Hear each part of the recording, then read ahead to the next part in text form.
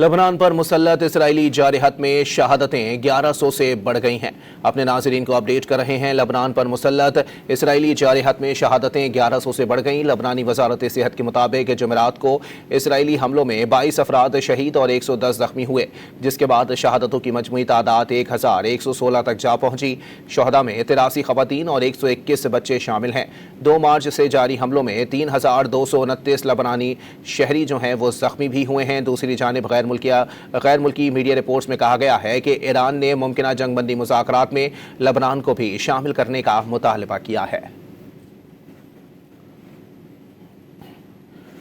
لبنان پر مسلط اسرائیلی جارحت میں شہادتیں 1100 سے بڑھ گئیں۔ لبنانی وزارت صحت کے مطابق جمعرات کو اسرائیلی حملوں میں 22 افراد شہید اور 110 زخمی ہوئے، جس کے بعد شہادتوں کی مجموعی تعداد 1116 تک جا پہنچی۔ شہداء میں 83 خواتین اور 121 بچے شامل ہیں۔ 2 مارچ سے جاری حملوں میں 3229 لبنانی شہری زخمی بھی ہوئے۔ دوسری جانب غیر ملکی میڈیا رپورٹس میں کہا گیا ہے کہ ایران نے ممکنہ جنگ بندی مذاکرات میں لبنان کو بھی شامل کرنے کا مطالبہ کیا ہے۔